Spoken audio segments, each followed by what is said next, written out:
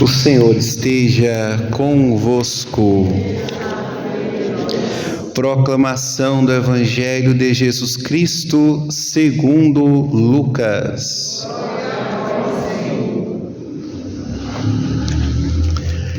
Naquele tempo, grandes multidões acompanhavam Jesus. Voltando-se, ele lhes disse: Se alguém vem a mim, mas não se desapega de seu pai e sua mãe, sua mulher e seus filhos, seus irmãos e suas irmãs, e até da sua própria vida, não pode ser meu discípulo. Quem não carrega sua cruz e não caminha atrás de mim, não pode ser meu discípulo. Com efeito, qual de vós, querendo construir uma torre, não senta primeiro e calcula os gastos para ver se tem o suficiente para terminar? Caso contrário, ele vai lançar o alicerce e não será capaz de acabar. E todos os que virem isso começarão a caçoar, dizendo: Este homem começou a construir e não foi capaz de acabar. Ou ainda, qual rei que ao sair para guerrear com outro, não se senta primeiro e examina bem, se com 10.000 homens poderá enfrentar o outro que marcha contra ele com 20.000? Se ele vê que não pode, enquanto outro rei ainda está longe, envia mensageiros para negociar as condições de paz. Do mesmo modo, portanto, qualquer um de vós, se não renunciar a tudo o que tem, não pode ser meu discípulo. Palavra da salvação.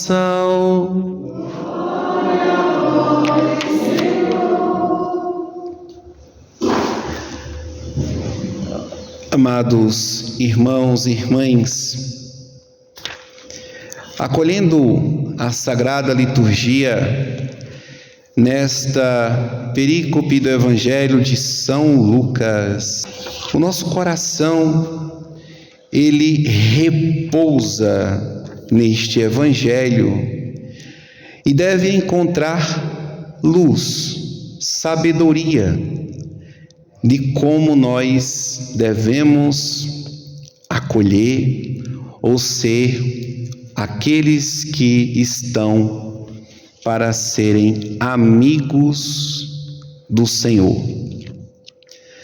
Nós, os batizados, irmãos e irmãs, recebemos uma graça especial no nosso batismo, chamada graça santificante.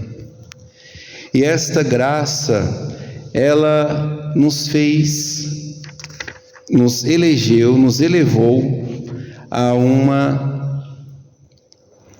uma graça querida por Deus, quando Ele desejou realizar sua vontade na obra da criação e criou a humanidade. E entrar na história da salvação significa dizer que um dia Adão e Eva, eles estavam em plena consonância com a vontade de Deus, até entrar o consentimento do mal, de duvidar ou de serem contaminados pela soberba da serpente de língua bipartida que enganou Eva, que enganou Adão, que enganou a humanidade em uma perversidade eterna, porque nisto o demônio já estava condenado. Então, amados, esta realidade em nossa vida, ela nos é traduzida por São Paulo aos Filipenses, para que nosso coração seja tocado pela palavra de Deus, e nos diz o apóstolo, para que sejais livres de repreensão e ambiguidade. Ambiguidade significa o quê? Uma coisa com dois sentidos, ambígua, não certo, com dois lados, né? Ou uma coisa contrária à outra. Então, amados, a nossa existência, ela corre esse risco de vivermos uma ambiguidade. Filhos de Deus, sem defeito, no meio desta geração depravada e pervertida, a sociedade, a comunidade, a humanidade encontra-se sujeita a isto, e isso já nos foi revelado no livro sagrado, em Gênesis, na história da salvação, em que os nossos primeiros pais iriam viver do próprio suor, do trabalho, e que estaria passível de sofrer morte, sofrimento, doenças, porque perdeu os dons de Deus que recebeu na criação. Então, amados, neste evangelho de hoje, Jesus coloca-nos aqueles que sentem no coração, na própria vida, o peso de abandonar um vício, de abandonar um defeito, uma ambiguidade, um erro em suas vidas. No Evangelho, nosso Senhor Jesus está dizendo: olha, não é só deixar o mal para me seguir. Você deve, antes de tudo, colocar-me em primeiríssimo lugar. Então, antes deve estar o amor que eu tenho por ti. E qual o amor que tens por mim?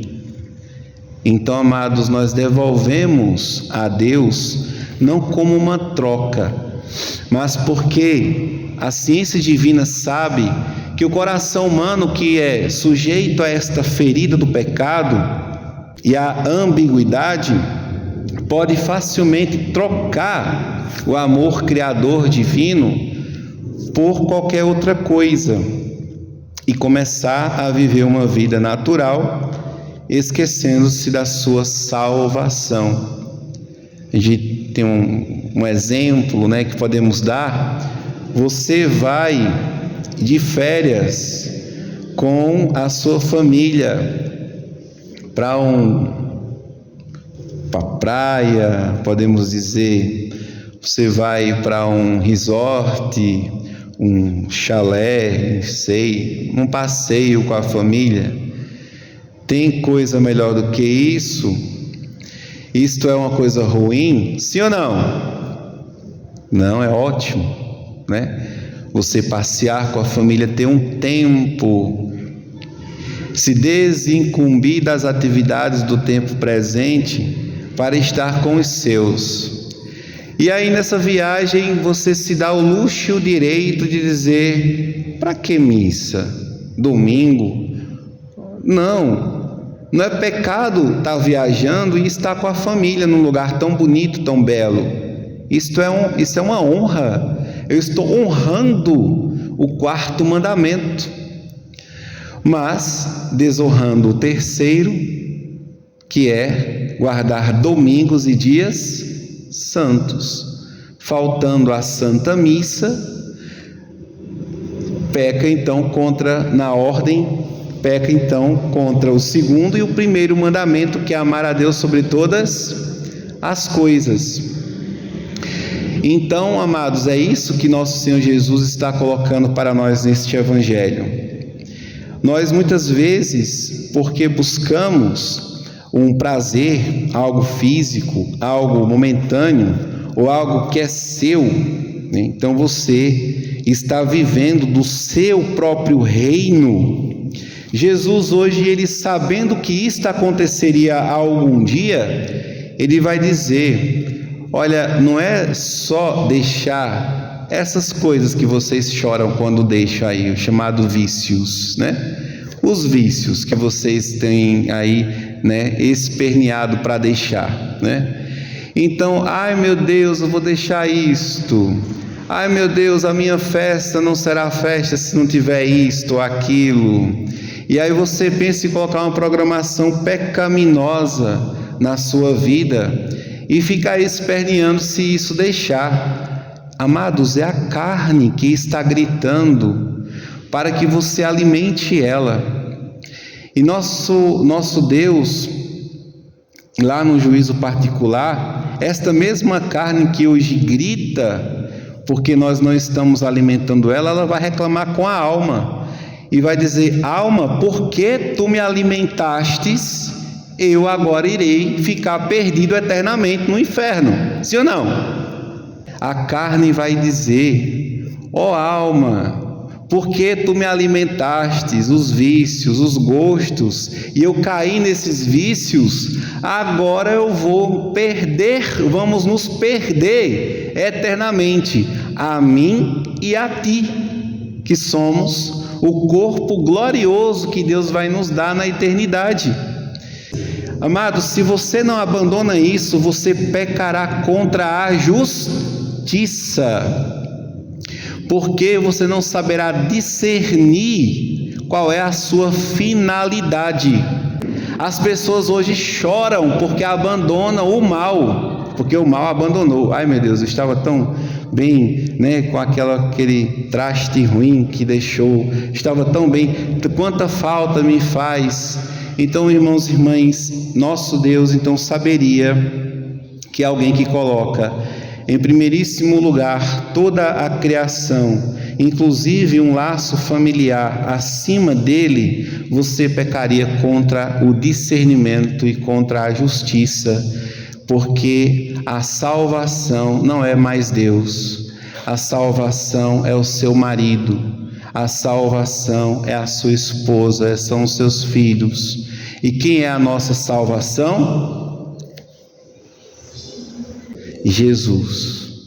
Jesus, ele foi, amados, o Cordeiro de Deus que tira o pecado, e ele foi e ele é aquele que tira o pecado do mundo, aquele que nos ensinou, que inclusive quando sua mãe e seus irmãos foi lá, chegou perto, e ele estava junto com os doutores da lei, disseram que a mãe dele, que os irmãos dele estavam lá, o que foi que ele disse? Minha mãe e meus irmãos são aquele que fazem a vontade de Deus, aquele que escuta a minha vontade.